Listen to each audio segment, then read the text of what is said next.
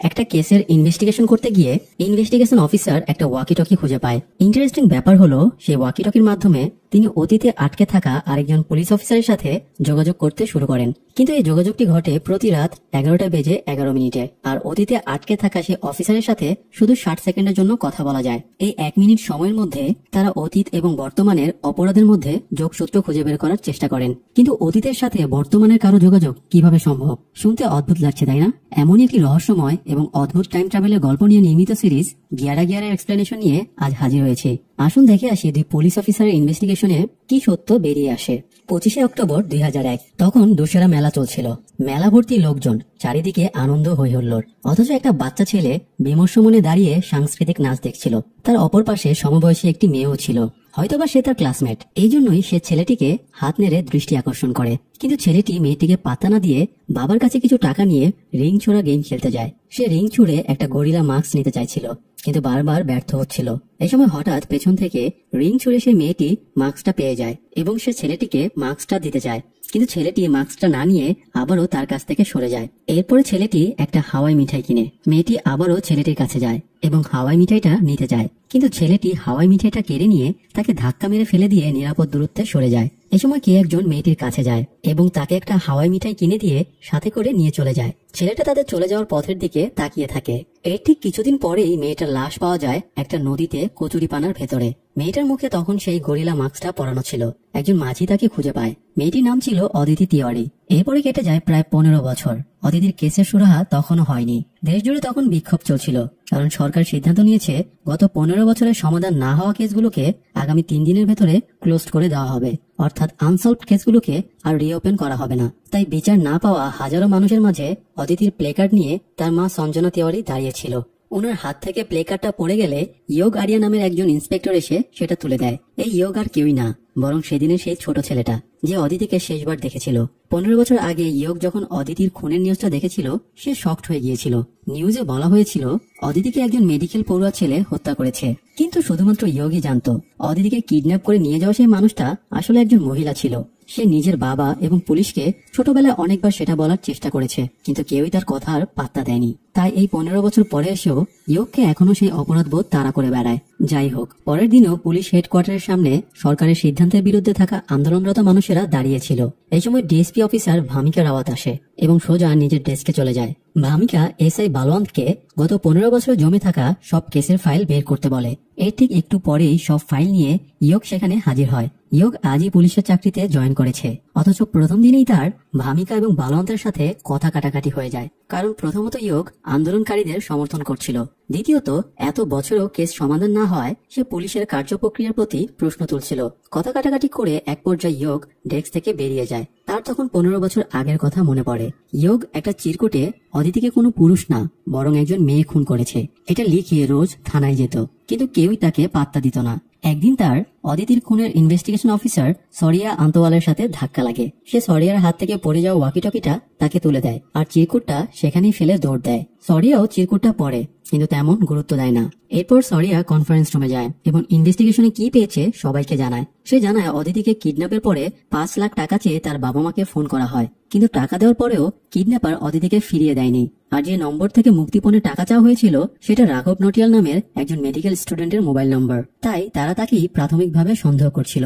এই সময় একজন কনস্টেবল জানায় নদীতে অদিতির লাশ পাওয়া গেছে।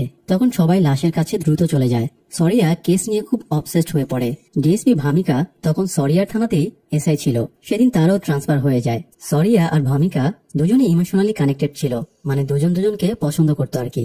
ভামিকার সাথে সরিয়ার সেদিনই লাস্ট দেখা হয়। সেদিনের পর থেকে আজও ভামিকা সরিয়ার পথ চেয়ে বসে আছে, কিন্তু তার পরবর্তীতে কি হয়েছিল ভামিকা সেটা জানে না। যাই হোক, সরিয়া তার ঊর্ধ্বতন কর্মকর্তাকে জানায় অদিতিকে কিডন্যাপ রাঘব করেনি, কারণ রাঘবের বাবা অনেক বড় লোক ছিল।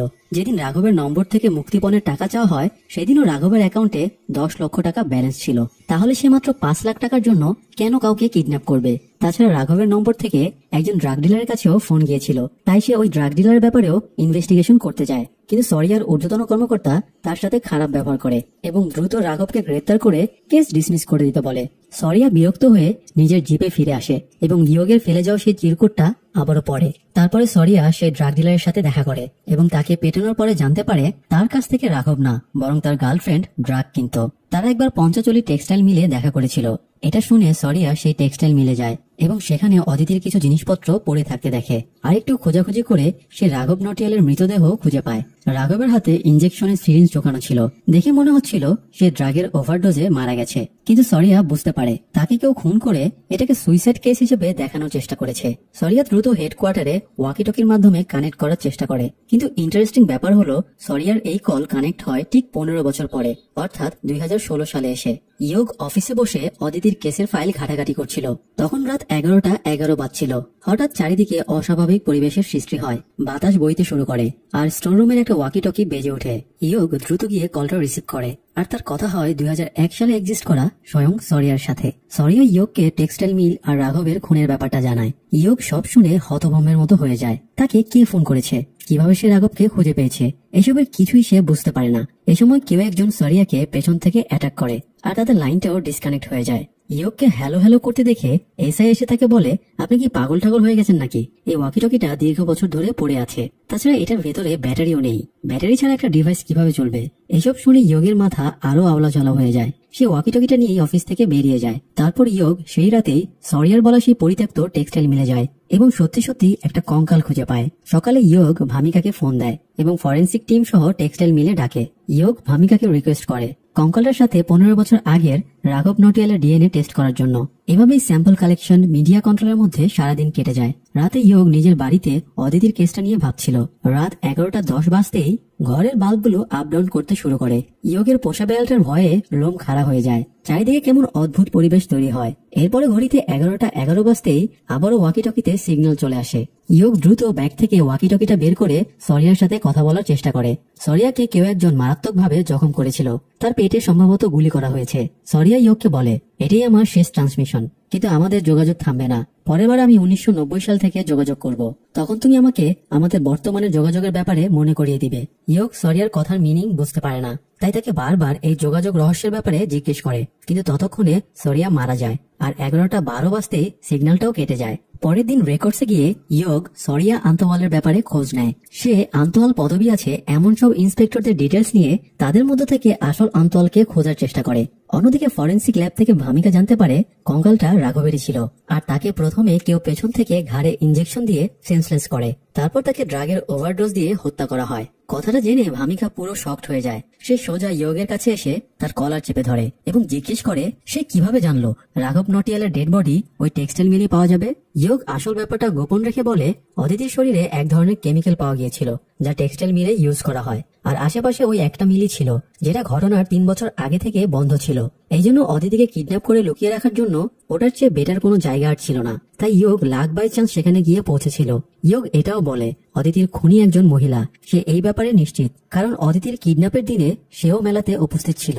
সব শুনে ভামিকা আর তাকে কিছু না বলে রিপোর্টগুলো দিয়ে চলে যায়। এদিকে এসপি রাঘবের ব্যাপারটা আইজিকে জানালে আইজি বলে কেস ক্লোজ হবার আর 27 ঘন্টা বাকি আছে, তাই তারা যেন দ্রুত মিডিয়াকে জানিয়ে দেয় অদিতির খুনি ট্রেস পাওয়া গেছে। তারা ফরেন্সিক রিপোর্ট দেখা সত্ত্বেও পুরো দায়টা রাঘবের ওপরে চাপিয়ে দেওয়ার চেষ্টা করে। আইজি সোজা আন্দোলনরত মানুষের ভেতরে যায় এবং অদিতির মাকে কেসের ফাইল তুলে দিয়ে মিডিয়ার সামনে বলে অদিতিকে রাঘব নটিয়াল কিডন্যাপের পরে খুন করে এবং পরবর্তীতে সে নিজেও সুইসাইড করে। টিভিতে এটা দেখে ইয়োগার নিজেকে কন্ট্রোল করতে পারে না, তাই আইজি ফিরে আসার পরে সে আবারও মিডিয়ার সামনে গিয়ে বলে অদিতিকে রাঘব মারেনি, বরং রাঘবের গার্লফ্রেন্ড মেরেছে। আমার কাছে সব প্রমাণ আছে, আমি জানি কে অদিতিকে মেরেছে, তাকে আমি কিছুতেই ছাড়বো না। ইয়োগ কথা শেষ করার আগেই ভামিকা ফোর্স নিয়ে ইয়োগকে মিডিয়ার সামনে থেকে সরিয়ে নিয়ে আসে। আইজি টিভিতে ইয়োগকে ইন্টারভিউ দিতে দেখে রেগে আগুন হয়ে যায়। সে এসপি কে পাঠায় ব্যাপারটা হ্যান্ডেল করতে। এসপি এসে ইয়োগকে ধরলে ভামিকা সব দোষ নিজের উপরে নিয়ে নেয়। ভামিকা এবং ইয়োগ প্রমাণ সহ বলে রাঘবের গার্লফ্রেন্ড ড্রাগ এডিক্টেড ছিল আর সে সরকারি হাসপাতালের নার্স ছিল, কারণ রাঘবকে অজ্ঞান করতে যে ইনজেকশন ইউজ করা হয়েছিল সেটা সরকারি হাসপাতালে ইউজ করা হয়। তারা খোঁজ নিয়ে দেখেছে 2001 সালে হাসপাতালে মাত্র 2 জন ডাক্তার ছিল। তাদের ব্যাকগ্রাউন্ড হিসেবে তারা এই কাজ করেনি, তাই তারা শিওরলি বলতে পারে এটা কোনো নার্সের কাজ। আর ইয়োগ যেহেতু ওপেনে তাকে থ্রেট দিয়েছে, তাই সে নিশ্চয়ই ঘাবড়ে যাবে এবং আতঙ্কিত হয়ে কোনো ভুল পদক্ষেপ নিয়ে ফেলবে। তখনই তারা তাকে ধরে ফেলবে। তাদের কথার সত্যতা একটু পরেই পাওয়া যায়। প্রীতি নামের একজন নার্স নিউজটা দেখার পরে অদ্ভুত আচরণ শুরু করে আর সে ওই রাতেই ব্যাগপত্র গুছিয়ে পালিয়ে যায়। তার এই আচরণ দেখে তার এক কলিগ হেডকোয়ার্টার ফোন দিয়ে কৃতির ব্যাপারে জানিয়ে দেয়। পুলিশ হাসপাতালে গিয়ে কৃতির লকার চেক করে একটা ফাইল পায়, যেটাতে অদিতির কেসের সব পেপারস কাটিং জমানো ছিল।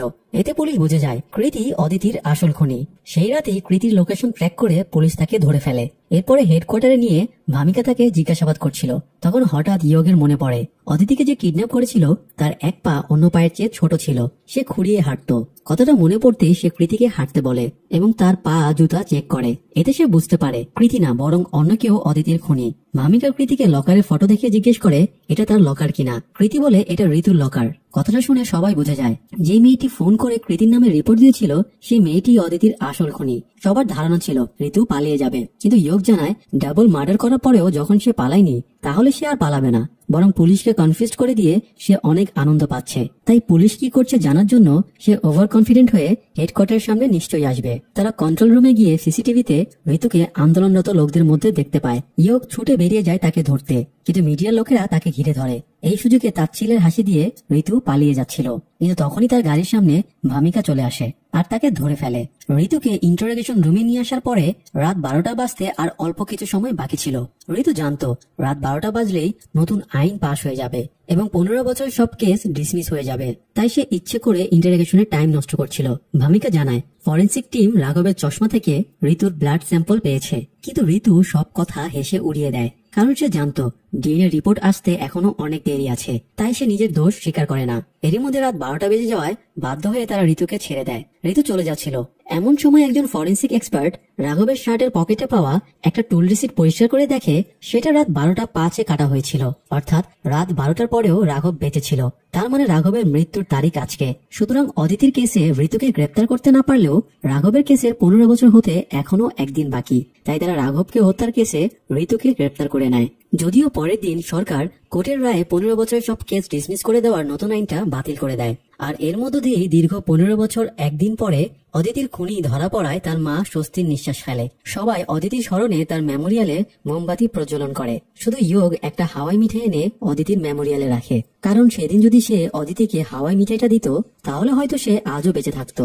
যাই হোক, এদিকে কেস সলভ করার পরে ভামিকা একটা ঘড়ি রিপেয়ার শপে যায়। এই শপটা সরিয়ারের বাবার। ভামিকার কাছে সরিয়ারের একটা ঘড়ি রয়ে গেছে। ঘড়িটা সে গত 15 বছর ধরে আগলে রেখেছে। সরিয়ারের সেই ঘড়িটা রিপেয়ার করতেই ভামিকা এখানে এসেছে। ঘড়ি রিপেয়ারের পরে সরিয়ারের বাবার সাথে ভামিকার টুকটাক কথা হয়। সরিয়ারের বাবা বলেন গাধাটার ডিউটিতে বের হওয়ার সময় বলতো, বাবা তুমি আমার জন্য অপেক্ষা করো না, আমার ফিরতে লেট হবে। সে এতই লেট করে ফেললো যে 15টা বছর ধরে অপেক্ষা করে আছি। অথচ তারা আর কিভাবে জানবে সরিয়া সেই 15 বছর আগেই মারা গিয়েছে।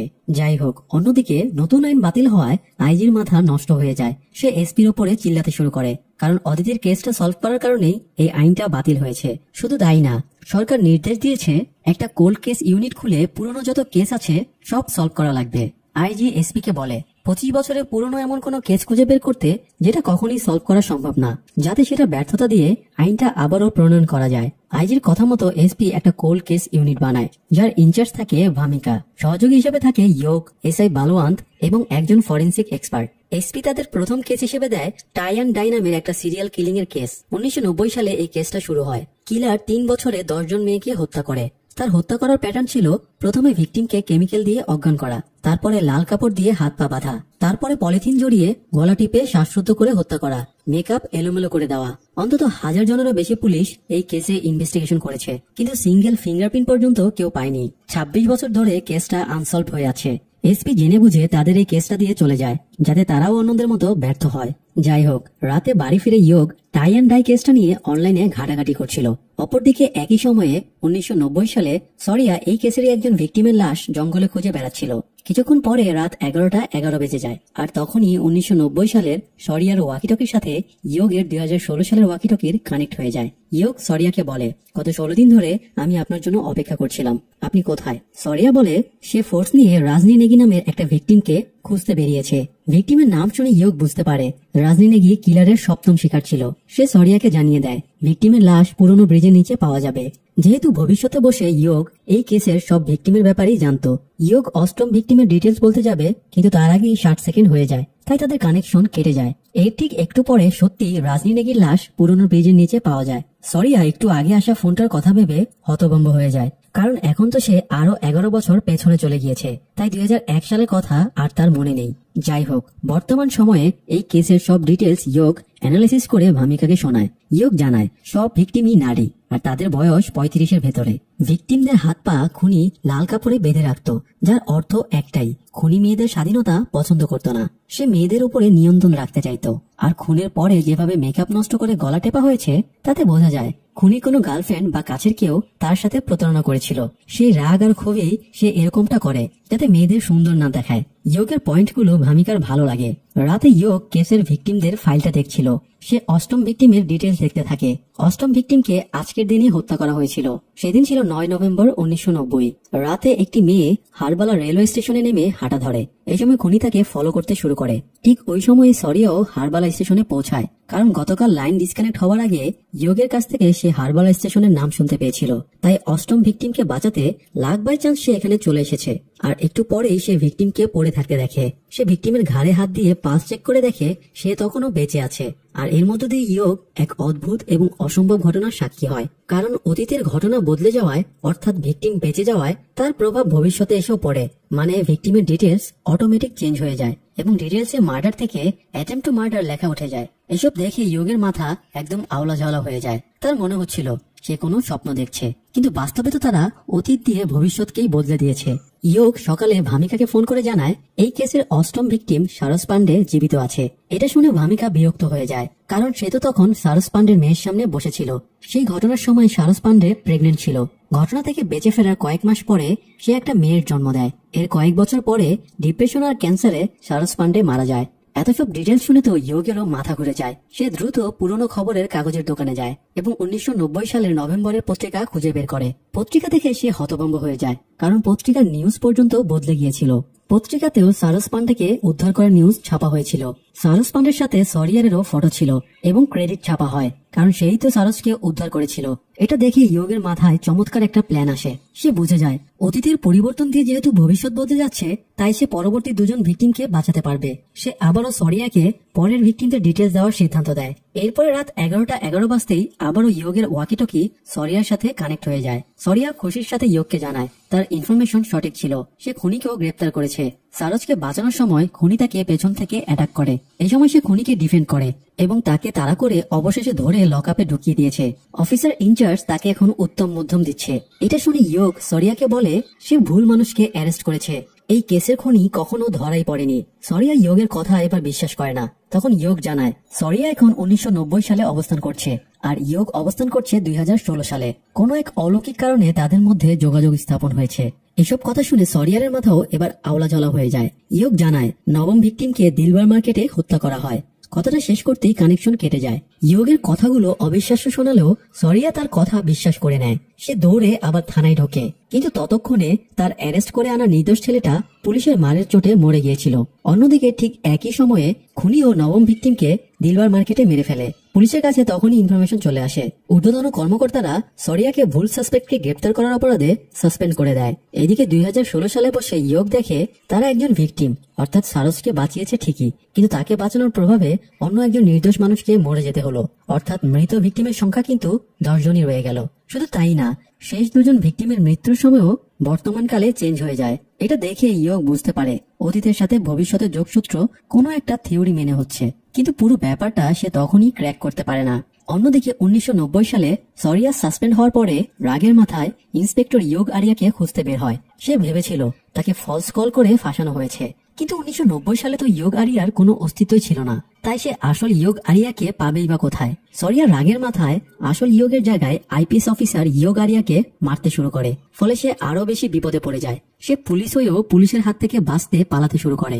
সরিয়া পালিয়ে সেখানে আসে যেখান থেকে সে গতরাতে খুনিকে তাড়া করেছিল।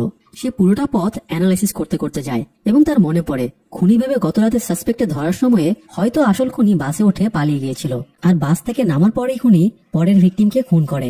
সরিয়া মাসুরি বাস স্ট্যান্ডে গিয়ে গতরাতের বাস ড্রাইভারকে জিজ্ঞাসাবাদ করে গতরাত 9:30 সময়ে তার বাসে কে উঠেছিল।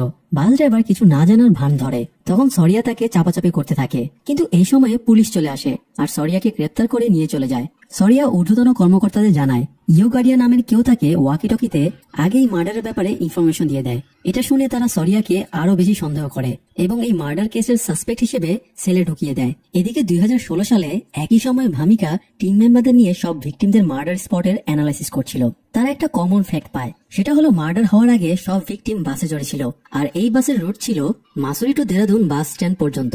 আর এই রুটে কলকি 543 নামে একটা কমন বাস চলাচল করত, যে বাসটা এখনো এই রুটে চলাচল করে। তারা মাসুরি বাস স্ট্যান্ডে গিয়ে এই ব্যাপারে জিজ্ঞাসাবাদ করার জন্য বেরিয়ে পড়ে। তারাও ঠিক 26 বছর পরে আবারও সেম কেসে মাসুরি বাস স্ট্যান্ডে জিজ্ঞাসাবাদ করতে এসেছে। পুরনো রেকর্ডস থেকে তারা জানতে পারে 1990 সালে ব্রহ্মদত্ত চান্ডোলা নামের একজন ড্রাইভার বাসটা চালাতো, কিন্তু সে 1990 সালে কোনো কারণে বাস চালানো ছেড়ে দেয়। এতে তাদের সন্দেহ আরো বেড়ে যায়। তারা ব্রহ্মদত্তের অ্যাড্রেস খোঁজে, কিন্তু রেজিস্টারে তার অ্যাড্রেস ছিল না আর রেকর্ডস রুমের এমপ্লয়িও নতুন ছিল। তাই সে দিলশান নামের একজন পুরনো মহিলা এমপ্লয়ির নাম আর অ্যাড্রেস দেয়, যে ওই সময়ে এখানে ব্রহ্মদত্তের সাথে কাজ করত। ভামিকার ইয়োগ দিলশানের বাড়িতে যায়, কিন্তু গিয়ে দেখে তারা আসার আগেই মহিলাকে খুন করা হয়েছে। আর ঠিক সেই 26 বছর আগের পুরনো প্যাটার্নেই তাকে খুনটা করা হয়েছে। সেইভাবে হাত পা লাল কাপড়ে বাঁধা, গলা টিপে শ্বাসরুদ্ধ করে হত্যা। পুলিশ এই ঘটনায় একেবারে দিশেহারা হয়ে পড়ে। ইয়োগ সিদ্ধান্ত নেয় সে রাতে আবারও সরিয়ার সাথে যোগাযোগ করবে এবং 1990 সালের নেক্সট ভিকটিমকে মৃত্যুর হাত থেকে বাঁচাবে, সেই সাথে খুনিকেও ধরবে।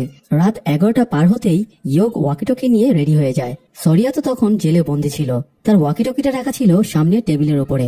রাত 11টা 11 বাজতেই দুজনের ওয়াকিটকি কানেক্ট হয়ে যায়। ইয়োগ দ্রুত সরিয়াকে জানিয়ে দেয় খুনির পরবর্তী ভিকটিমের নাম পালক, তাকে আজ রাত 10টার সময় খুন করা হবে। সরিয়া যেন দ্রুত মাসুরিতে গিয়ে তাকে বাঁচায়।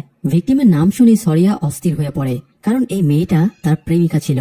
আজকে সরিয়ারের প্রেমিকার জন্মদিন ছিল। সে আজ তার সাথে দেখা করে জন্মদিনে উইশ এবং গিফট হিসেবে একটা হেয়ার ক্লিপও দিয়েছে। আজ তাদের নাইট শোয়ে মুভি দেখার কথা ছিল, কিন্তু সে একটু পরেই মরতে চলেছে। এটা সরিয়া মানতেই পারছিল না। সরিয়া সেল থেকে বের হওয়ার জন্য একটা ড্রামা করে, সে মরার মতো করে শুয়ে থাকে।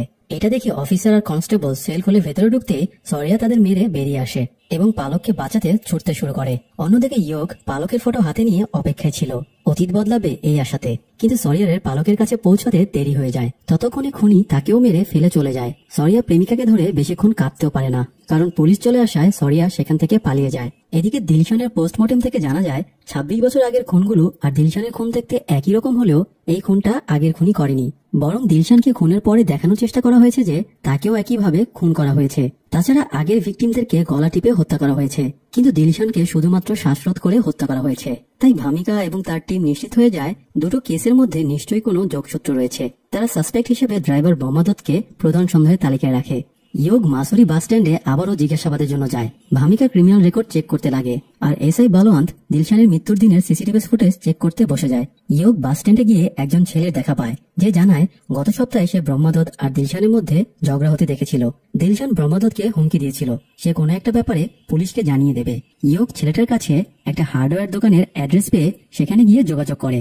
চাকরি ছাড়ার পরে এই দোকানে ব্রহ্মদত্ত কাজ করত, কিন্তু এক সপ্তাহ থেকে সে গায়েব। এদিকে ক্রিমিনাল রেকর্ড চেক করে একটা অ্যাক্সিডেন্টের কেসে ব্রহ্মদত্তের নাম এবং ছবি সহ ডিটেলস পাওয়া যায়। ভামিকা সেটার ফটো তুলে বালোয়ান্তকে পাঠিয়ে দেয়। বালোয়ান্ত সিসিটিভি ফুটেজও দিলশানের খুনের দিনে তার বাড়ির সামনে ব্রহ্মদত্তকে দেখতে পায়। এতে তারা নিশ্চিত হয়ে যায় ব্রহ্মদত্তই দিলশানের আসল খুনি। ভামিকা ব্রহ্মদত্তের বাড়িতে যায় এবং সেখান থেকে জানতে পারে ব্রহ্মদত্ত এখন হাসপাতালে আছে। ভামিকা বালোয়ান্তকে ফোনে হাসপাতালে আসতে বলে। বালোয়ান্ত ইয়োগকে ফোন দিয়ে জানিয়ে দেয় ব্রহ্মদত্তই আসল খুনি। ব্রহ্মদত্তকে গ্রেফতার করতে তারা হাসপাতালে যাচ্ছে। এটা শুনে ইয়োগ তাদের বোঝানোর চেষ্টা করে আসল খুনি ব্রহ্মদত্ত না, বরং অন্য কেউ। কিন্তু বালোয়ান্ত তার কথার গুরুত্ব দেয় না। তাই ইয়োগ বাইক নিয়ে দ্রুত হাসপাতালের উদ্দেশ্যে বেরিয়ে পড়ে, কিন্তু রাস্তাতেই রাত 11টা 10 বেজে যায়। আবার বরাবরের মতোই আশেপাশের পরিবেশ অস্বাভাবিক হয়ে ওঠে। ফ্ল্যাশ লাইটগুলো কাঁপতে শুরু করে। তাই ইয়োগ বাইক থেকে অ্যাক্সিডেন্ট করে পড়ে যায়। এই সময় 11টা 11 বাজতেই ওয়াকিটকিটা সরিয়ারের সাথে কানেক্ট হয়ে যায়। সরিয়া ইয়োগকে জিজ্ঞেস করে 2016 সালে খুনি ধরা পড়েছে কিনা বা সে শাস্তি পেয়েছে কিনা। ইয়োগ জানায় গতকাল বাস স্ট্যান্ডের স্টাফ দিলশানকে কেউ খুন করেছে, দিলশানের সাথে হয়তো খুনির কানেকশন রয়েছে। এটা শুনে সরিয়ারের মাথায় প্রথমেই ড্রাইভার ব্রহ্মদত্তের নামটা চলে আসে। সে ইয়োগের সাথে কথা শেষ না করেই প্রেমিকা হত্যার প্রতিশোধ নিতে বেরিয়ে পড়ে। সরিয়া সোজা ব্রহ্মদত্তের বাড়িতে যায় এবং সেখানে পুতুলের ছিঁড়ে ফেলা মাথা, লাল কাপড় আর অজ্ঞান করার কেমিক্যাল খুঁজে পায়। এতে তার ব্রহ্মদত্তের ওপরে সন্দেহ আরো বেড়ে যায়। অন্যদিকে 2016 সালে ভামিকা সবার আগে হাসপাতালে পৌঁছায়। সে রিসিপশন থেকে জানতে পারে ব্রহ্মদত্ত হাসপাতালে ভর্তি নেই, বরং তার ছেলে বীরজু হাসপাতালে 305 নম্বর রুমে ভর্তি আছে। ভামিকা এক দৌড়ে গিয়ে গান বের করে ওই রুমে ঢোকে। ভামিকা ভেতরে ঢুকে দেখে ব্রহ্মদত্ত সেখানে নেই, তবে তার ছেলে বেডে নীরব হয়ে শুয়ে আছে। এদিকে 1990 সালে সরিয়া তখন ব্রহ্মদত্তের বাড়িতে খোঁজাখুঁজি করছিল। এই সময় ব্রহ্মদত্ত বাড়িতে চলে আসলে সরিয়া তাকে মারধর শুরু করে। ঠিক এই সময় ব্রহ্মদত্তের ছেলে বীরজু পেছন থেকে সরিয়ার গলা কাপড় দিয়ে টেনে ধরে। সরিয়া কোনোভাবে নিজেকে ছাড়িয়ে নেয়, তখন বীরজু সেখান থেকে পালিয়ে যায়। সরিয়াও তাকে পেছনে তাড়া করে। অন্যদিকে ভামিকা সরল মনে হাসপাতালে বেডে শুয়ে থাকা বীরজুর কাছে যেতেই বীরজু ভামিকার গলা চেপে ধরে।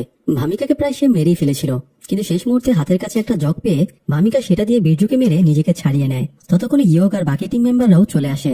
ইয়োগ জানায় আসল সিরিয়াল কিলার ব্রহ্মদত্ত না, বরং তার ছেলে বীরজু। ছোটবেলায় বীরজুর জীবন কেটেছে খুব নির্মমতার সাথে। বাবা মা কাউকেই সে কাছে পেত না। তারা যতটুকু সময় বাড়িতে থাকতো ঝগড়াঝাটি করেই কাটিয়ে দিত। এইরকম নোংরা পরিবেশ বীরজুর মনে বিরূপ প্রতিক্রিয়ার জন্ম দেয়। সে বাবা মায়ের উপরে রাগ পুতুলগুলোর উপরে তুলত। সে পুতুলের মাথা ছিঁড়ে ছিঁড়ে নিজের রাগ কমাতো। এর মধ্যে একদিন বীরজুর মা সিদ্ধান্ত নেয় সে আর এই বাড়িতে থাকবে না। তাই সে বাড়ি থেকে বের হয়ে যায়, আর বের হওয়ার আগে বীরজুকে লাল কাপড় দিয়ে হাত পা বেঁধে ফেলে রেখে যায়। সেই থেকে মহিলাদের প্রতি বীরজুর ঘৃণা জন্মে যায়। ছেলেকে যাতে বাড়িতে একা থাকতে না হয় এই জন্য ব্রহ্মদত্ত তাকে বাসে নিজের সাথে রাখতে শুরু করে। কিন্তু বীরজুর মস্তিষ্ক ততদিনে পুরো বিগড়ে গিয়েছিল। সে বাসে কোনো সুন্দরী মেয়েকে দেখলেই তাকে কামড় বসিয়ে দিত। তাই বাধ্য হয়ে ব্রহ্মদত্ত বীরজুকে একটা দোকানে কাজে লাগিয়ে দেয়। সেখানে সে ইথানলের নেশায় অ্যাডিক্টেড হয়ে পড়ে। তাছাড়া বীরজু দোকানেও একজনকে মেরে ফেলার চেষ্টা করে। তাই দোকানি বীরজুকে দোকান থেকে বের করে দেয়। এই জন্য বাধ্য হয়ে ব্রহ্মদত্ত আবারও ছেলেকে বাসে রাখতে শুরু করে। কিন্তু বীরজু এবার এই বাসকেই নিজের সিরিয়াল কিলিং এর হান্টিং গ্রাউন্ড বানিয়ে ফেলে। যখনই সে কোনো মেয়েকে নির্জন কোনো জায়গায় নেমে যেতে দেখত সেও সেই মেয়েটার পেছনে নেমে যেত, তারপর তাকে হত্যা করত। আর এভাবেই সে সব ভিকটিমদের খুন করেছে। কিন্তু এরই মধ্যে আবার আরেক অঘটন ঘটে যায়। ভামিকা যখন হাসপাতালে এসেছিল তখন ব্রহ্মদত্ত বুঝে গিয়েছিল বীরজুর সত্যিটা বেরিয়ে আসছে। তাই সে সোজা হেডকোয়ার্টারে যায় এবং স্বীকারোক্তি দেয় সেই সবগুলো মেয়েকে খুন করেছে। ছেলের অপরাধের দায় ব্রহ্মদত্ত নিজের উপরে নিয়ে নেয়। কথাটা জানতে পেরে ভামিকা এসপি কে বোঝানোর চেষ্টা করে আসল খুনি ব্রহ্মদত্তের ছেলে বীরজু। কিন্তু এসপি আর আইজি দ্রুত কেসটা সমাধান করার ব্যাপারেই বেশি আগ্রহী ছিল। তাই সে ভামিকাকে গুরুত্ব দেয় না। তাছাড়া ভামিকা বা তার টিমের কাছে বীরজুর বিরুদ্ধে শক্ত কোনো প্রমাণও ছিল না, কারণ এখন বীরজুর শরীরের অর্ধেক অংশ পুরো প্যারালাইজড। ইয়োগ হেডকোয়ার্টারে গিয়ে ব্রহ্মদত্তকে ইন্টারোগেশন করে। সে ভিকটিমদের ফটো ব্রহ্মদত্তের সামনে রেখে তাকে বলে বীরজুর শাস্তি না পেলে এই মেয়েগুলো কখনোই সুবিচার পাবে না। তাই ব্রহ্মদত্তকে সে আসল সত্যিটা স্বীকার করতে বলে। কিন্তু ব্রহ্মদত্ত বলে তার ছেলে যা শাস্তি পাওয়ার তা পেয়ে গিয়েছে।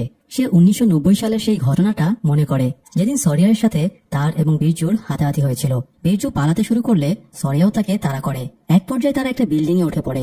সরিয়াও বীরজুকে ধরে ফেলে এবং তাকে বেধড়ক মারতে শুরু করে। তখন ব্রহ্মদত্ত পেছন থেকে সরিয়াকে মেরে ছেলেকে বাঁচানোর চেষ্টা করে। তখন সরিয়া তার রিভলভার বের করে বীরজুকে গুলি করতে চায়। বীরজু পিছু হটতে গিয়ে কয়েকটা স্টিকের উপরে পা পড়ে এবং সে উঁচু বিল্ডিং থেকে নিচে পড়ে যায়। এই ঘটনায় বীরজুর কোমর থেকে নিচের অংশ একদম প্যারালাইজড হয়ে যায়। গত 25 বছরও বেশি সময় ধরে বীরজু হাসপাতালের বেডে শুয়ে জীবন কাটাচ্ছে। সব শোনার পরে ইয়োগ ব্রহ্মদত্তকে জিজ্ঞেস করে সে দিলশানকে কেন হত্যা করলো, দিলশান তাদের ব্যাপারে কি সত্যি জানতো। ব্রহ্মদত্ত সেই প্রশ্নের উত্তর দেয় না, বরং বারবার নিজেকেই খুনি পরিচয় দিয়ে বীরজুকে বাঁচানোর চেষ্টা করছিল। তাই এক পর্যায়ে ইয়োগ রেগে ব্রহ্মদত্তকে মারতে তেড়ে যায়, কিন্তু গার্ডেরা থাকায় তারা ইয়োগকে সরিয়ে নিয়ে যায়। ইয়োগ বাইরে এসে ভামিকার সাথে আলোচনা করে দিলশানের কাছে এমন কোনো এভিডেন্স নিশ্চয়ই ছিল যা দিয়ে সহজেই বীরজুকে ফাঁসানো যেত, আর এজন্যই ব্রহ্মদত্ত তাকে খুন করেছিল। তাই এই এভিডেন্স যদি তারা পায় তাহলে বীরজুকে খুনি প্রমাণ করা যাবে। এই জন্য তারা দুজনে দিলশানের বাড়িতে গিয়ে তল্লাশি করে। তারা দিলশানের বাড়িতে আহামরি কোনো প্রমাণ পায় না, তবে একটা বাসের টিকিট পায়। দিলশান গত সপ্তাহে সুহানা নামের একটা জায়গায় গিয়েছিল। তারা খোঁজ নিয়ে জানতে পারে ওখানে খান হাভেলিতে দিলশানের চাচাতো বোন থাকে। তারা দ্রুত সেখানে যায় এবং জানতে পারে প্রত্যেক সূত্রে এখানে একটা অংশের মালিক দিলশান। তারা এখানে থাকা দিলশানের ঘরে ঢোকে এবং ব্যাগ হাতড়াতে গিয়ে একটা হেয়ার ক্লিপ পায়। এটা সেই হেয়ার ক্লিপ যেটা সরিয়া পালককে জন্মদিনে গিফট করেছিল, আর এটাই বীরজুর বিরুদ্ধে সবচেয়ে বড় প্রমাণ। তারা ক্লিপের ডিএনএ ট্রেস করে সেটা রিপোর্ট নিয়ে হেডকোয়ার্টারে হাজির হয়। হেডকোয়ার্টারে ততক্ষণে প্রেস কনফারেন্স ডেকে আইজি ব্রহ্মদত্তকেই খুনি হিসেবে ঘোষণা করে দিয়েছিল।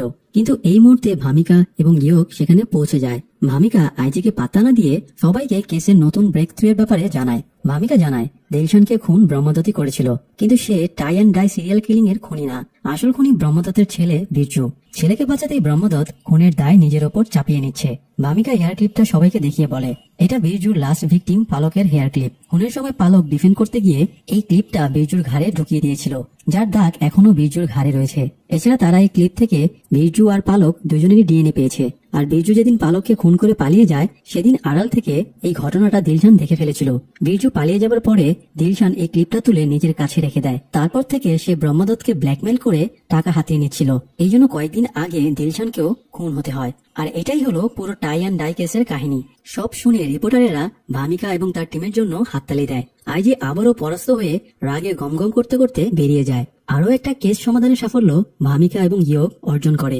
কেস সলভের পরে ইয়োগ পালকের মায়ের সাথে দেখা করতে যায় এবং ওনাকে কৃতজ্ঞতা জানিয়ে বলে ওনার মেয়ের ক্লিপের জন্যই আজ তারা কেসটা সমাধান করতে পেরেছে। পালকের মা জানায় ক্লিপটা সরিয়া পালককে গিফট করেছিল। ইয়োগ ওনাকে সরিয়ারের ব্যাপারে জিজ্ঞেস করে যে উনি তার ব্যাপারে কতটুকু জানেন। উনি বলেন সরিয়াকে সাসপেন্ড করা হয়েছিল, যদিও পরে ইনকোয়ারি কমিটি তাকে ক্লিনশিট দিয়ে দেয়। এরপরে 2001 সালের অদিতি খুনের কেস পর্যন্ত তাদের মধ্যে যোগাযোগ ছিল। তারপরে উনি আর সরিয়ার কোনো খোঁজ পাননি। সেদিন রাত 11:11 ওয়াকিটকিতে ইয়োগ সরিয়ার সাথে আবারও যোগাযোগ করে এবং জানায় টাই অ্যান্ড ডাই কেসের কিলারকে গ্রেপ্তার করা হয়েছে। আর এটা সম্ভব হয়েছে সরিয়ার পালককে গিফট করা হেয়ার পিনের মাধ্যমে। কথাটা জানাতেই তাদের লাইন আবার ডিসকানেক্ট হয়ে যায়। কিন্তু ততক্ষণে সরিয়া কিছুটা হলেও মানসিক শান্তি পেয়ে গিয়েছিল যে তার প্রেমিকার খুনিকে শাস্তি দেওয়ার পেছনে তারও কন্ট্রিবিউশন ছিল। যাই হোক, ইয়োগ তার ছোটবেলার একটা ঘটনা নিয়ে খুব অবসেসড ছিল। তখন 1999 সাল। ইয়োগ বেশ ছোট, তার একটা বড় ভাই ছিল। ইয়োগের বড় ভাই একদিন সুইসাইড করে মরে যায়। ইয়োগের মাথায় হঠাৎ ভাবনা আসে সে তো চাইলেই অতীতের ঘটনা পাল্টে দিয়ে তার ভাইকে বর্তমানে জীবিত রাখতে পারবে। তাই সে আবারও সরিয়ার সাথে যোগাযোগের চিন্তা করে। ইয়োগ এসপির সাথে দেখা করে এবং তাকে সরিয়ার ব্যাপারে জিজ্ঞেস করে, কারণ 2001 সালে এসপি এবং সরিয়া দুজনে একই সাথে অদিতির কেসে ইনভেস্টিগেশন করেছিল। এসপি জানায় সরিয়া দুর্নীতিবাজ অফিসার ছিল, তার বিরুদ্ধে ইনকোয়ারি ছিল, এজন্য সে 2001 সালে পালিয়ে যায়। তারপরে তার আর ট্রেস পাওয়া যায়নি। ইয়োগের এসপির কথায় ভরসা হচ্ছিল না, তাই সে ডিরেক্ট আইজি অফিসে চলে যায় খোঁজ নিতে। সরিয়া অদিতির কেসের আগে 1997 সালে আরেকটা কেস নিয়ে কাজ করছিল। তার সমস্যা শুরু মূলত এই কেসকে কেন্দ্র করেই। সেই সময় দেরাদুন রোডে সুলতানিয়া গ্রুপের এক ট্রাক চন্দন কাঠ বাবলুর হাতে ধরা পড়ে। বাবলু ছিল হিস্ট্রি শুটার। সে সুলতানিয়ার রাইভাল মাফিয়া দল ধর্মবীর ডাবরালের আন্ডারে কাজ করত। সেদিনে চন্দন কাঠ জব্দ করার ঘটনার কারণে দুই গ্রুপের মধ্যে গ্যাং ওয়ার শুরু হয়ে যায়। সুলতানিয়া প্রতিশোধ নিতে বাবলু সহ তার পুরো দলকেই খুন করে ফেলে। তখন আবার ডাবরাল পাল্টা প্রতিশোধ নেওয়ার জন্য উঠে পড়ে লাগে। তো এই কেসের ইনভেস্টিগেশনের দায়িত্বে সরিয়াও ছিল। সে শামশের সিং নামের একজনকে সন্দেহ করে যে আগে সুলতানিয়ার গ্যাংয়ে কাজ করত। সরিয়া শামশেরের সাথে দেখা করতে যায়। শামশের সম্পর্কে সরিয়ার বন্ধুও ছিল, তাই সে স্বাভাবিকভাবেই তাকে মার্ডারের ব্যাপারে জিজ্ঞেস করে। শামশের জানায় সে অনেক আগেই এই অবৈধ পথ ছেড়ে দিয়েছে, সে এখন স্বাভাবিক জীবন কাটায়। এই সময় শামশেরের মেয়ে স্কুলে বের হচ্ছিল। সে সরিয়াকে দেখে চাচু বলে ছুটে আসে এবং ধরে বাড়ি নিয়ে যায়, কারণ সে আজ নিজের হাতে পরোটা বানিয়েছে। সেটা সরিয়াকে খাওয়াতে চায়। বাধ্য হয়ে সরিয়া তাদের সাথে বসে খাবার খায়। আর আড়াল থেকে সুলতানিয়ার একজন লোক এই ফটো তুলে নিয়ে সুলতানিয়াকে দেখায় আর বলে শামশেরের সাথে পুলিশের এত ভাব যেহেতু, তাহলে চন্দন কাঠের চালানের খবরটা নিশ্চয়ই শামশেরই লিক করেছিল। সুলতানিয়া এসব শুনে শামশের আর সরিয়া দুজনের উপরই প্রতিশোধ পরায়ণ হয়ে ওঠে। এদিকে 2016 সালে ইয়োগ সেই লোকটার সাথে দেখা করে যার সাক্ষীর ভিত্তিতে 15 বছর আগে সরিয়াকে সাসপেন্ড করা হয়েছিল। লোকটা জানায় সরিয়া খুবই দুর্নীতিবাজ ছিল। সে দুহাতে সমানে ঘুষ খেত আর তার অফিসেও অনেক টাকা পাওয়া গিয়েছিল। এসব শুনে ইয়োগের কিছুই বিশ্বাস হয় না। সে ফিরে আসে। ইয়োগ জিজ্ঞাসাবাদ করতে এসেছিল। এই কথাটা লোকটা এসপি কে ফোনে জানিয়ে দেয়। ইয়োগ এখনো সরিয়ার ব্যাপারে খোঁজাখুঁজি করছে। এটা নিয়ে এসপি এবং আইজি দুজনে খুব বিচলিত হয়ে পড়ে। এদিকে ইয়োগ ক্যালকুলেশন করে দেখে সরিয়া যেদিন থেকে গায়েব সেদিন ছিল 3 নভেম্বর 2001। এই তারিখে সরিয়ার সাথে ইয়োগের অদিতির কেসের ব্যাপারে কথা হয়েছিল। সরিয়া জানিয়েছিল সে টেক্সটাইল মিলে ইনভেস্টিগেশনে যাচ্ছে। তাই পুলিশ রেকর্ডস অনুযায়ী সরিয়ার পালিয়ে যাওয়ার যে অভিযোগ রয়েছে সেটা সত্যি হওয়ার প্রশ্নই আসে না। ইয়োগ রাত 11:11 জন্য অপেক্ষা করতে থাকে। রাত 11:11 বাজতেই তাদের দুজনের ওয়াকিটকি কানেক্ট হয়ে যায়। সরিয়া ইয়োগকে বলে দীর্ঘ 8 বছর পরে তোমার সাথে কথা হচ্ছে।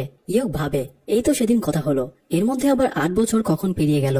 আদতে হয়েছে তাই। সেইবার তাদের মধ্যে যোগাযোগ হয়েছিল সরিয়া যখন 1990 সালে ছিল, কিন্তু এখন সরিয়া 1998 সালে অবস্থান করছে। যাই হোক, ইয়োগ কিছু জিজ্ঞেস করার আগেই সরিয়া জিজ্ঞেস করে বাবলু গ্যাং মার্ডারের কেসটা 2016-তে সলভ হয়েছে কিনা, সেই কেসের ক্রিমিনাল কে। ইয়োগ জানায় এই কেসটা এখনো আনসলভড রয়ে গেছে। সরিয়া বলে সে ক্রাইম সিন থেকে কোনো এভিডেন্স পায়নি। তখন ইয়োগ তাকে বলে ক্রাইম সিনে নিশ্চয়ই গাড়ির টায়ার মার্ক থাকবে।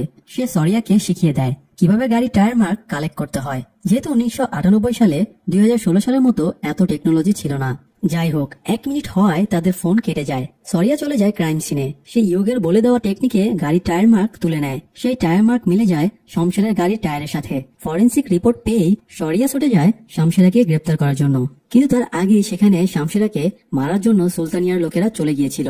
তাদের দেখে শামশেরা পালাতে শুরু করে। সরিয়া ভাবে হয়তো নিজের অপরাধ থেকে বাঁচতে শামশেরা পালাচ্ছে, তাই সেও ধাওয়া করে এবং এক পর্যায়ে তাদের মধ্যে হাতাহাতি শুরু হয়ে যায়। এই সময় দূর থেকে একজন স্নাইপার দিয়ে শামশেরাকে টার্গেট করে শুট করে, কিন্তু ওই মুহূর্তে শামশেরার মেয়ে সামনে চলে আসে এবং বাবাকে বাঁচাতে নিজে গুলি খায়। আর এতে শামশেরার মেয়ে মারা যায় এবং শামশেরাকেও বাবলু গ্যাংয়ের মিথ্যা খুনের দায়ে যাবজ্জীবন কারাদণ্ড দেওয়া হয়। তবে এখানে একটা ইন্টারেস্টিং ব্যাপার হলো, অ্যাকচুয়াল পাস্টে শামশেরা স্নাইপারে হেডশট খেয়ে মারা গিয়েছিল, তাই বর্তমান রেকর্ডসে সেটাই ছিল। কিন্তু আজকের ঘটনায় শামশেরের বদলে তার মেয়ে মারা যায়, সেই সাথে পাস্ট চেঞ্জ হওয়ায় বর্তমানও চেঞ্জ হয়ে যায়। ইয়োগ অবাক হয়ে কম্পিউটার স্ক্রিনে দেখে শামশেরের মৃত্যু নিউজটা ওর সাজা পাওয়ার নিউজে বদলে গেল। যাই হোক, আমরা 2016 সালে ফিরে আসি। শামশেরা এতদিন জেলে ছিল, কিন্তু তার ভালো আচরণের জন্য সরকার তাকে বিশেষ প্যারোলে 18 বছর সাজা খাটার পরে মুক্তি দেয়। শামশেরা জেল থেকে বের হতেই তার মেয়েকে হত্যা এবং তাকে জেল খাটানোর জন্য প্রতিশোধ নেওয়ার সিদ্ধান্ত নেয়। সে প্রথমে সুলতানিয়ার মেয়ে শ্যামলিকে টার্গেট বানায়। শ্যামলিকে হেরিটেজ রিহ্যাব সেন্টারে রাখা হয়েছিল, কারণ সে ভয়ঙ্কর রকমের ড্রাগ এডিক্টেড ছিল। শামশেরা তাকে রিহ্যাব সেন্টার থেকে কিডন্যাপ করে নিয়ে যায়, আর যাওয়ার সময়ে সে ইচ্ছাকৃতভাবে সিসি ক্যামেরায় নিজের চেহারা দেখিয়ে যায়। সুলতানিয়া যেহেতু হাই প্রোফাইল লোক ছিল, তাই আইজি কনফারেন্স থেকে কেসটা নিয়ে আলোচনা করে। মামিকা টিম নিয়ে ইনভেস্টিগেশনে লেগে পড়ে। এদিকে শামশেরা সুলতানিয়ার হয়ে কাজ করা রকি নামের আরেকজন লোককে কিডন্যাপ করে নেয়। এই রকি 18 বছর আগে সুলতানিয়াকে শামশেরা আর সরিয়ার ফটো দেখিয়ে তাকে ফাঁসিয়েছিল। শামশেরা রকিকে বেঁধে রেখে সুলতানিয়াকে ফোন দেয়। সে সুলতানিয়াকে তার সাথে দেখা করতে বলে এবং পুলিশকে কোনোভাবে এই কেসে ইনভলভ করতে বারণ করে দেয়। এরপর শামশেরা ফোন কেটে দিয়ে রকিকে আগুন জ্বালিয়ে পুড়িয়ে মেরে ফেলে। অন্যদিকে ভামিকা ফোর্স নিয়ে সুলতানিয়ার কাছে যায় এবং তার ফোন ট্যাপ করে। সেই সাথে সে সুলতানিয়াকেও জিজ্ঞাসাবাদ করে, কিন্তু সুলতানিয়া সবকিছু এড়িয়ে যায়। এদিকে ইয়োগ সেন্ট্রাল জেলে গিয়ে শামশেরার সেলে গিয়ে দেখে সেলের পুরো দেয়াল জুড়ে শামশেরা অনেক কিছু লিখে রেখেছে। সে জেলারের কাছে জানতে পারে শামশেরা কারোর সাথে খুব বেশি কথা বলতো না, সে ইলেকট্রনিক গ্যাজেট নিয়েই সারাক্ষণ পড়ে থাকতো। এসব ব্যাপারে তার আগ্রহ অনেক বেশি ছিল। অন্যদিকে শ্যামলিকে শামশেরা একটা ফ্রিজারে আটকে রেখেছিল। ঠান্ডায় সে একদম জমে যাচ্ছিল। সামনেই তার মোবাইলটা পড়েছিল। হাত বাঁধা অবস্থায় সে মোবাইলটা তুলে তার বাবাকে ফোন দেয়। এ সময় ভামিকা এবং তার ফোর্স সেখানেই ছিল। শ্যামলির ফোন ট্র্যাক করে তারা তার এক্সাক্ট লোকেশন জানতে পারে। ভামিকা দ্রুত শ্যামলিকে উদ্ধার করতে বেরিয়ে পড়ে। গাড়িতে যাওয়ার সময় ইয়োগ ভামিকাকে ফোন দিয়ে বলে শামশেরার আসল টার্গেট সুলতানিয়ার মেয়ে শ্যামলি না, বরং সুলতানিয়া নিজেই। সুলতানিয়া শামশেরার মেয়েকে মেরে ফেলেছিল, তাই শামশেরা তাকে হত্যা করে প্রতিশোধ নিতে যায়। ভামিকা এসআই বালন্তকে ফোন দিয়ে বলে সুলতানিয়া যেন বাইরে বের না হয়, কিন্তু ততক্ষণে শামশেরার ফোন পেয়ে সুলতানিয়া অলরেডি বেরিয়ে গিয়েছিল। সুলতানিয়া শামশেরার বলে দেওয়া জায়গাতে গিয়ে দেখা করে। শামশেরা তাকে কিছু দূরে দাঁড় করানো একটা ফ্রিজার ভ্যান দেখিয়ে বলে ওখানে গিয়ে নিজের মেয়েকে বাঁচিয়ে নাও। সুলতানিয়া মেয়েকে বাঁচাতে দৌড়ে এগিয়ে যায়। একই সময় ভামিকাও ভ্যানের কাছে পৌঁছে যায়। ইয়োগও সেখানে চলে আসে, তবে সে ভ্যানের কাছে না গিয়ে শামশেরাকে অ্যারেস্ট করে। এ সময় তার মনে পড়ে শামশেরা তো জেলে ইলেকট্রনিক্স গ্যাজেট নিয়ে নাড়াচড়া করত, তার মানে সে নিশ্চয়ই ফ্রিজার ভ্যানে কিছু করে রেখেছে। ইয়োগ দ্রুত দৌড়ে ভামিকাকে বারণ করতে যায় ফ্রিজার ভ্যানটা না খোলার জন্য, কিন্তু ভামিকা ততক্ষণে ভ্যানের ভেতরে ঢুকে পড়ে এবং একটা সুইচ দেখতে পায়। ভামিকা সুইচটা দেখে ভাবে এটা অফ করলে হয়তো ফ্রিজারটা বন্ধ হয়ে যাবে, তাই সে সুইচটা প্রেস করে। আর সুইচটা প্রেস করতেই পুরো ভ্যানে একটা বিশাল ব্লাস্ট হয়। মুহূর্তেই ভামিকার দেহ পুড়ে ছিন্ন ভিন্ন হয়ে যায় এবং ইয়োগ ব্লাস্টের কারণে ছিটকে দূরে গিয়ে পড়ে। এই ঘটনায় ভামিকার নির্মম মৃত্যু ঘটে। এরপরে কেটে যায় কয়েকদিন। একদিন রাত 11:11 হঠাৎ ইয়োগের ওয়াকিটকি 1998 অবস্থান করা সরিয়ার ওয়াকিটকির সাথে কানেক্ট হয়ে যায়। ইয়োগ সরিয়াকে বলে এটা আপনার কাছে আমার লাস্ট রিকোয়েস্ট, আপনি প্লিজ পুলিশ অফিসার ভামিকা ম্যাডামকে বাঁচান। 2016 সালে একটা অ্যাক্সিডেন্টে ওনার মৃত্যু হয়ে যায়। কথাটা শুনে সরিয়া চমকে ওঠে। ঠিক ওই মুহূর্তে সরিয়ার টেলিফোনে 1998 সালে সাব ইন্সপেক্টর ভামিকার কল আসে। আর সিরিজটির প্রথম সিজন এখানেই শেষ হয়ে যায়। দর্শক, সিরিজটি একটা সাসপেন্সের সাথে অসমাপ্ত রেখেই শেষ হয়েছে, তাই আশা করা যায় এটির সিজন 2 আসবে। আর যদি এই সিজনটি আপনাদের ভালো লেগে থাকে তাহলে আমরা অবশ্যই সিজন 2 রিলিজ পেলে সেটারও এক্সপ্লেনেশন নিয়ে হাজির হব। তাই আপনাদের আগ্রহের কথা কমেন্টে জানিয়ে দিতে পারেন। পাশাপাশি আরো সব অসাধারণ এক্সপ্লেনেশন পেতে চ্যানেলটি সাবস্ক্রাইব করে রাখুন। ধন্যবাদ।